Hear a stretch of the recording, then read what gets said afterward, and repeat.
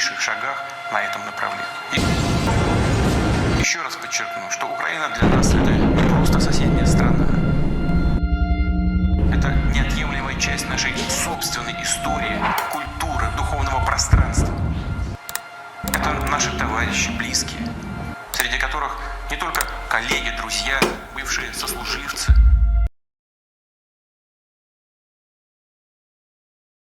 Halo semuanya, selamat datang kembali di Let's Talk About IR.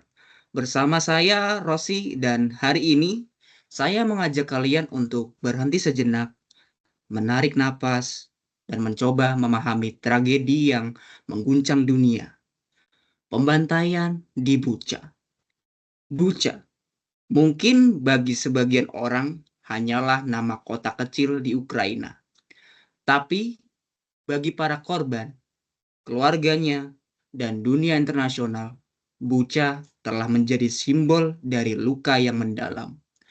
Dari sebuah kebenaran kelam tentang bagaimana nyawa manusia bisa dicabut begitu saja di tengah konflik yang tak berkesudahan.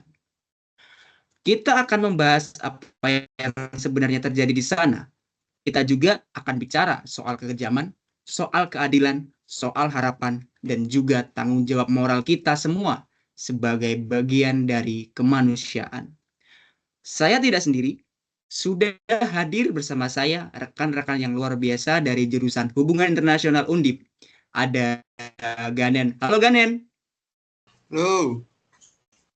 Ada Kak Malinda. Halo Kak Malinda. Halo. Ada Akmal. Halo Akmal. Halo. Ada Andin. Halo Andin. Halo semuanya. Ada juga Azian. Halo Azian. Halo. Nah, langsung saja. Nggak usah berlama-lama lagi. Kita langsung mulai saja ya.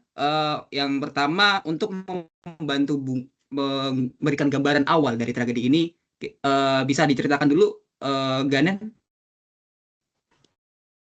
Oke, terima kasih. Di sini jadi tragedi Bucha itu benar-benar merupakan salah satu momen yang bisa dibilang paling memilukan ya dalam rentetan konflik antara Ukraina sama Rusia yang bahkan masih terjadi sampai sekarang. Jadi setelah pasukan Rusia itu mundur dari Bucha, Bucha itu kota kecil yang lokasinya tuh sampingnya Kiev lah, berbatasan dengan Kiev. Pada April 2022 itu dunia dikejutkan oleh temuan yang mengerikan gitu, yaitu ada ratusan jasad warga sipil yang berserakan, entah itu di jalan, di halaman rumah, bahkan ada yang di bawah tanah juga. Dan banyak dari mereka itu yang ditemukan dalam kondisi yang mengenaskan. Ada yang tangannya diikat di belakang, ada yang matanya tertutup, ada yang kena luka tembak di kepala. Dari kondisi jasad dan juga lokasi ditemukannya tadi, kayak di bawah tanah itu mengindikasikan bahwa eksekusi ini tuh dilakukan secara massal dan juga terencana. Bahkan kesaksian para warga yang selamat serta dokumentasi visual yang tersebar luas itu juga memperkuat dugaan bahwa kekejaman ini tuh memang bukanlah tindakan yang spontan, jadi bukan yang tahu-tahu ditembak di jalan gitu, bukan, tapi melainkan bagian dari pola kekerasan yang sistematis terhadap masyarakat sipil. Baik, apa yang disampaikan tadi sangatlah benar. Ketika saya membaca laporan investigasi internasional, saya juga merasa sangat terpukul. Terlebih lagi, banyak sekali korban yang merupakan warga sipil yang tidak bersenjata dan tidak terlibat dalam pertempuran. Padahal mereka adalah orang biasa yang seharusnya dilindungi dalam hukum humaniter internasional. Hal tersebut juga telah ditetapkan pada prinsip Detingsi, yaitu warga sipil tidak boleh menjadi sasaran serangan, dikarenakan hanya target militer saja yang boleh diserang secara sah. Tetapi pada kasus ini justru warga sipil yang menjadi korban brutalitas. Saya rasa penting juga untuk menekankan bahwa tragedi ini bukan hanya sekedar insiden perang biasa. Ini adalah bentuk nyata dari kejahatan perang.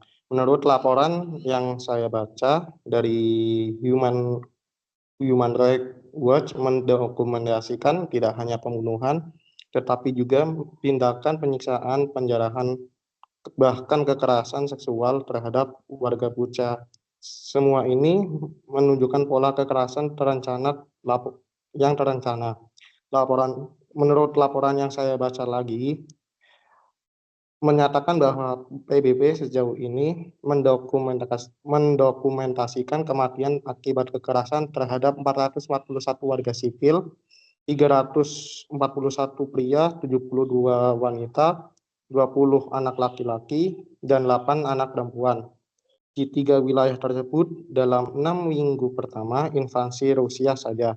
Laporan tersebut memperingati bahwa angka sebenarnya kemungkinan jauh lebih tinggi karena pekerjaan masih berlangsung untuk menguatkan 198 pembunuhan tambahan yang terjadi di wilayah Kiev, Chernihiv, dan Sumy di Ukraina yang diduduki Rusia pada tahap awal serangan bersenjata yang sedang berlangsung terhadap Ukraina. Oke, selain itu, dari banyaknya kejahatan manusia yang sudah disebutkan tadi, dari mulai pembunuhan, penyiksaan, dan juga pemerkosaan, Rusia juga sudah melakukan kejahatan kemanusiaan lainnya, yaitu deportasi paksa anak-anak Ukraina ke Rusia.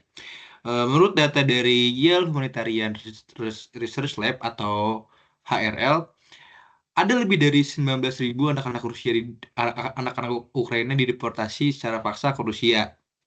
Namun, yang berhasil dikembalikan ke Ukraina sekitar 1.236. Nah, diperkirakan juga angka deportasi paksa tersebut masih bisa bertambah. Anak-anak yang deportasi ini seringkali dipindahkan ke panti asuhan, ke pelatihan, atau diadopsi secara paksa oleh keluarga Rusia. Mereka diberikan kewarganegaraan Rusia di dalam menggunakan bahasa Ukraina dan juga dihalangi untuk kembali ke keluarga mereka di Ukraina. Penelitian tersebut mengungkapkan bahwa program ini didukung oleh negara, termasuk menggunakan pesawat kepresidenan Rusia untuk memindahkan anak-anak dari wilayah pendudukan. Terima kasih Azian. Kita bisa lihat bahwa tragedi ini bukan cuma tentang pembunuhan massal, tetapi juga menyentuh titik paling rentan dalam sebuah bangsa, yaitu anak-anak. Pertanyaannya sekarang, dunia sudah tahu, tapi apakah dunia sudah berbuat?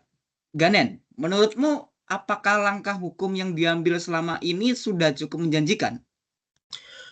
Oke, kalau kita bicara langkah-langkah yang udah dilakukan, sebenarnya langkah-langkah awal dalam upaya penegakan hukum ataupun keadilan di Ukraina, khususnya di Bucha ini memang udah mulai dilakukan. Jadi pemerintah Ukraina dengan dukungan dari berbagai lembaga internasional itu udah mengumpulkan bukti-bukti kejahatan perang yang terjadi.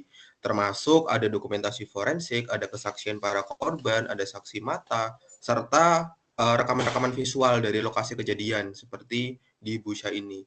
Nah, proses ini tuh melibatkan banyak pihak seperti ahli hukum internasional, penyidik forensik, dan juga organisasi hak asasi manusia. Untuk apa? Untuk memastikan bahwa setiap bukti yang dikumpulkan itu dapat memenuhi standar yang ada di hukum internasional. Ukraina ini juga telah menjalin kerjasama yang erat ya dengan ICC atau Mahkamah Pidana Internasional untuk memulai penyelidikan resmi terhadap dugaan kejahatan perang yang dilakukan selama invasi ini berlangsung. Kayak tadi kan ada korbannya bahkan sampai anak-anak. Meski demikian, proses hukum di ranah internasional seperti ini terkenalnya itu rumit gitu dan memakan waktu yang panjang karena melibatkan prosedur yang ketat, verifikasi berlapis, dan tantangan politis dan juga diplomatis itu juga ada di situ. Jadi memang dibutuhkan yang namanya kesabaran, konsistensi, dan juga komitmen yang memang jangka panjang dari komunitas global, komunitas dunia untuk memastikan bahwa keadilan di sini itu benar-benar ditegakkan dan juga para pelaku kejahatan ini nggak lolos gitu dari pertanggungjawabannya. Baik, saya izin menambahkan ya. Bahkan beberapa negara sudah memberikan dukungan berupa bantuan teknis dalam penyelidikan ini. Selain itu, negara-negara Barat juga telah memperketat sanksi terhadap Rusia, baik berupa pembatasan ekonomi maupun isolasi diplomatik. Meskipun demikian, semua itu belum cukup untuk memenuhi rasa keadilan bagi para korban.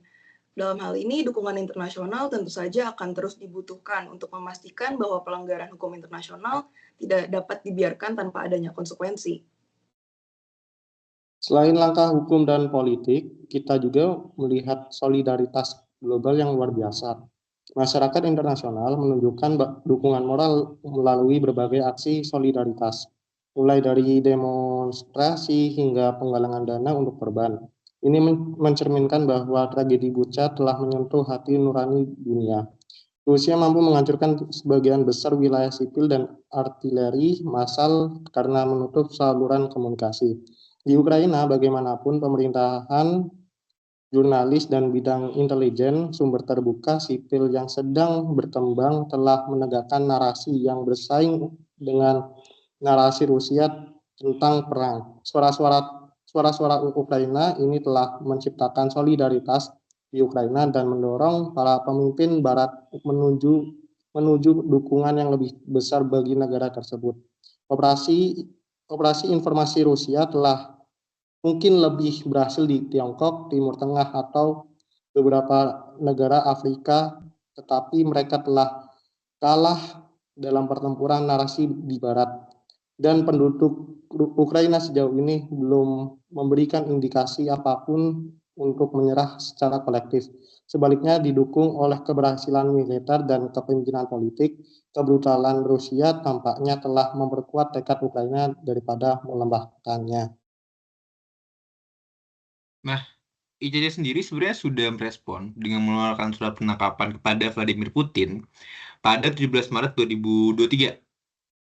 Tuduhan utama yang diajukan bukan secara langsung terkait dengan pembantaian di Bucha, tetapi deportasi anak-anak Ukraina kepada Rusia, yang dimana hal tersebut dikategorikan sebagai kejahatan perang berdasarkan Statuta Roma. Selain Putin, ICC juga mengeluarkan surat perintah terhadap Maria Lvova-Belova, yaitu komisaris hak anak Rusia, yang diduga terlibat dalam pemindahan anak-anak Ukraina. Surat perintah ini menempatkan Putin dalam risiko penangkapan jika ia memasuki negara-negara anggota ICC. Meskipun Rusia sendiri itu bukan merupakan bagian dari ICC dan tidak mengakui yurisdiksinya. Keputusan ICC ini menjadi langkah hukum yang signifikan dalam upaya akuntabilitas kejahatan perang. Meskipun tantangannya tetap ada, seperti eksekusi surat perminta terhadap pemimpin negara berdaulat.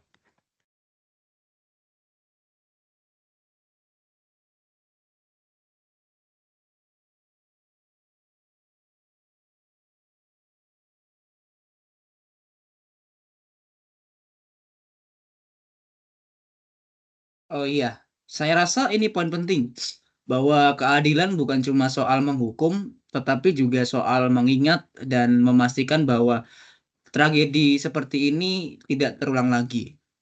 Saya penasaran sih sebenarnya.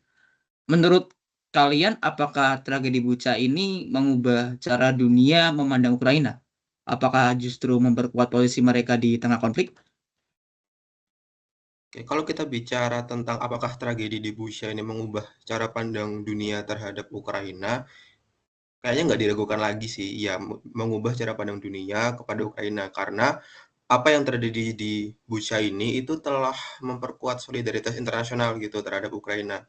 Jadi negara ini yang sekarang tuh dipandang bukan hanya sebagai korban dari agresi militer, tapi juga sebagai simbol dari perjuangan untuk keadilan gitu. Dan apakah memperkuat posisi mereka di tengah konflik? Jawabannya ya jelas iya, karena dukungan dari berbagai belahan dunia itu semakin memperkuat posisi mereka juga di kancah geopolitik karena status mereka juga sekarang kan bisa dibilang benar-benar sebagai korban ya di Bucha, apalagi Bucha itu kan kota kecil, ibaratnya kayak ya nggak ada apa-apanya di sana, mereka lemah tapi diserang juga gitu. Saya juga melihat bahwa tragedi ini mempercepat permohonan Ukraina untuk bergabung dengan Uni Eropa. Banyak negara anggota merasa bahwa Ukraina layak mendapatkan perlindungan yang lebih kuat, termasuk dalam hal keamanan dan ekonomi. Tragedi ini menjadi katalisator bagi integrasi lebih dalam antara Ukraina dan Barat.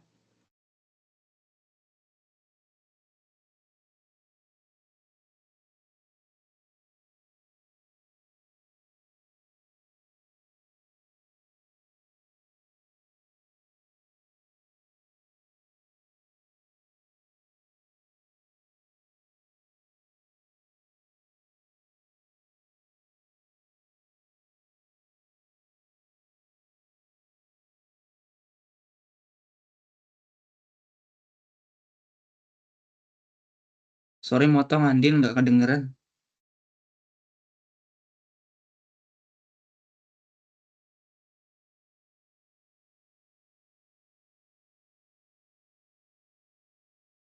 Masih nggak kedengeran. Gini gimana? Halo? Udah. Halo? Nah, kalian juga jangan lupa pula bahwa tragedi ini juga mempengaruhi pandangan publik Rusia sendiri loh. Meskipun informasi di sana sangat dikendalikan, sebagian masyarakat mulai mempertanyakan narasi dan pemerintahan mereka.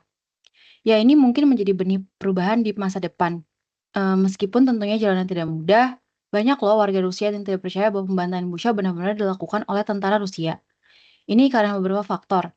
Yang pertama adalah faktor propaganda negara. Media pastinya milik pemerintah Rusia, seperti Channel One, RT, dan lainnya. Secara konsisten, penyebutan peristiwa Bucha sebagai provokasi atau rekayasa Barat untuk memprediksi Rusia. Yang kedua, adanya penyosoran informasi. Nah, di sana akses ke media independen dan asing dibatasi pastinya. Lalu membuat masyarakat ini hanya menerima narasi resmi secara dalam pemerintahan. Lalu yang ketiga adalah narasi alternatif.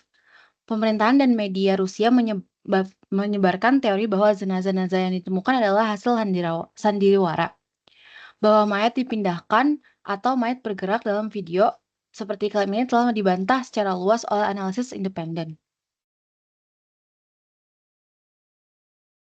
Dan untuk komunitas internasional sendiri, Bucha ini adalah pengingat betapa pentingnya memerangi impunitas.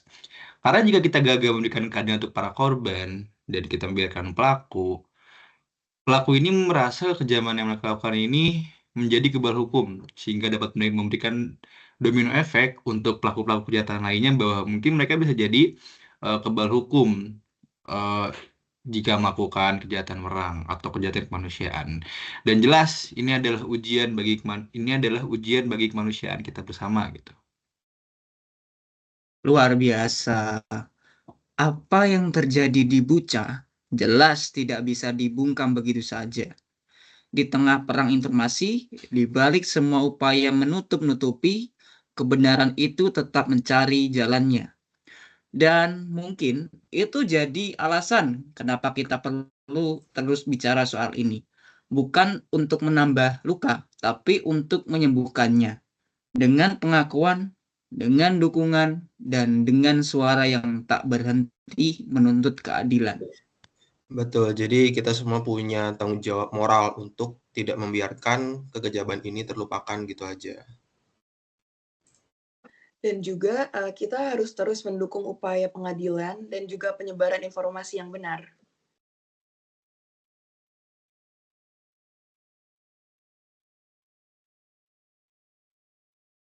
Jadi dari semua ini, mari kita jadikan Bucha sebagai pengingat bahwa kemanusiaan tentunya harus selalu diutamakan dalam setiap konflik. Dan terakhir, semoga keadilan bagi para korban Bucha itu segera terwujud ya. Dan tragedi ini menjadi pengingat bahwa kejaman manusia itu memang bisa melampaui batas, sehingga kita jadikan pelajaran di kejadian tersebut. Sahabat, let's talk about IR. Tragedi Bucha bukan hanya bagian dari Sahabat, let's talk about IR. Tragedi Bucha bukan hanya bagian dari Ukraina. Ini adalah cermin bagi kita semua. Apakah kita cukup peka terhadap penderitaan orang lain? Apakah kita cukup berani untuk menyuarakan kebenaran meski dari jauh? Saya ucapkan terima kasih untuk Ganen, Kak Malinda, Akmal, Andin, dan juga Azian atas obrolan yang sangat mendalam hari ini. Dan buat kalian yang mendengarkan, jangan biarkan tragedi ini menguap begitu saja. Mari terus jaga empati, lawan ketidakadilan, dan sebarkan kesadaran. Sampai jumpa di episode berikutnya. Saya Rosi, salam damai untuk kita semua.